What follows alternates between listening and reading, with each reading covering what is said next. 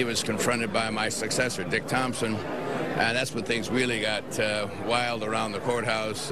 He'd show up with his arms in stockade and demanding to be arrested. And it was just, it was pretty much a hectic couple of years.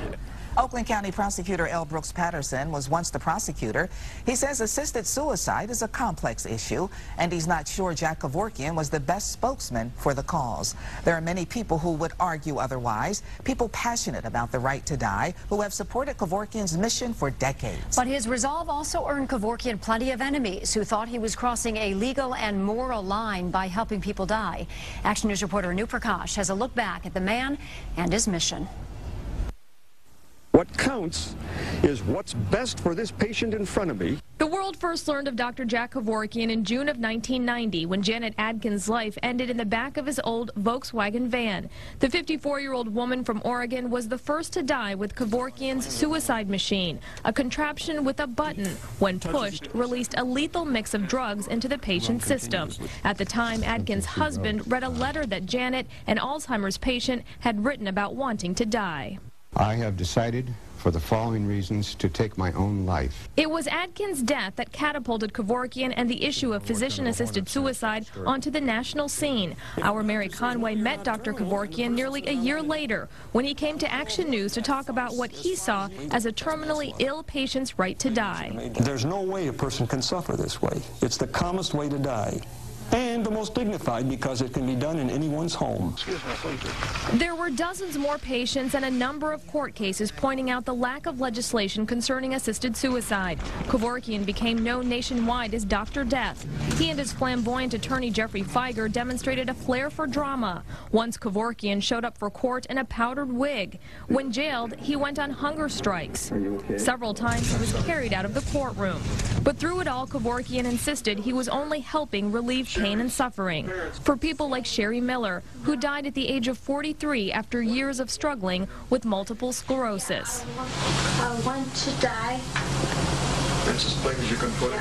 Yeah. The legislature passed laws prohibiting assisted suicide, and groups representing the disabled called Kevorkian a serial murderer. We're not dead yet! Kevorkian repeatedly called for other doctors to join him, saying that end-of-life decisions for the terminally ill should be regulated, not illegal. Experienced, compassionate physician who is immune to any kind of pressure, financial or peer or legislative, any kind of pressure, and who has a clean record. That's the kind of physician who should start doing this. Several times Kevorkian had legal victories, cases thrown out of court because of loopholes in the law or jury acquittals. But in November of 1998, Kevorkian, stripped of his title as a doctor, carried his campaign much further, giving 60 Minutes a tape showing him injecting 52-year-old Thomas Yauk with a lethal mix of drugs. Tom, do you want to go ahead with this?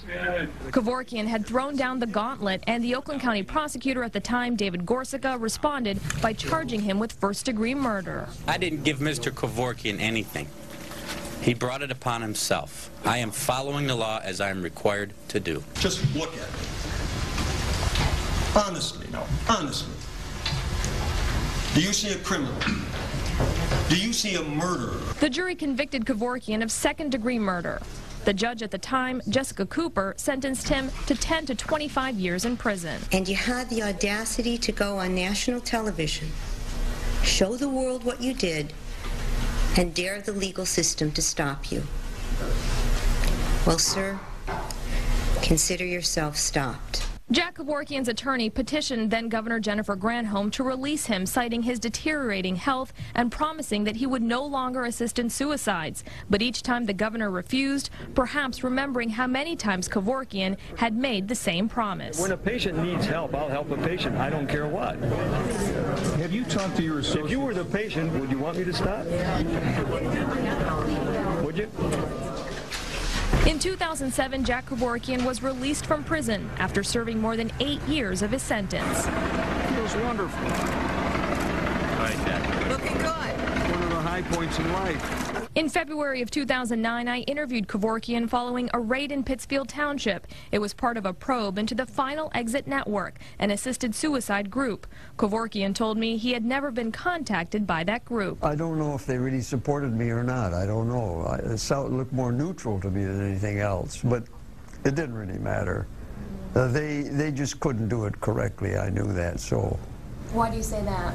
Well, it's a medical service. Should be done with medical people. Kevorkian said he didn't agree with the group's methods, but believed in the organization's mission. It's a small step, but it's a step in the right direction to get it so it's practiced. See? Because people want it. A little more than a year after that interview, Kevorkian was in the spotlight again, this time in the HBO movie You Don't Know Jack, The Life and Deaths of Jack Kevorkian. Al Pacino played Kevorkian, and the role of the assisted suicide advocate earned Pacino Golden Globe and Emmy awards. There you are, Jack. But for the most part, in his later years, Kevorkian lived a quiet life. In that 2009 interview, he told me he still received many letters of support. And despite igniting a firestorm of controversy, Kevorkian continued to defend his beliefs. Once in a while, I'd get a letter from some desperate family member who pleads for help somehow. If nothing else, what advice can I give, you know, which I couldn't, of course. And it's really tragic. So much misery that's unnecessary in this world. I'm Anu Prakash, Channel 7 Action News.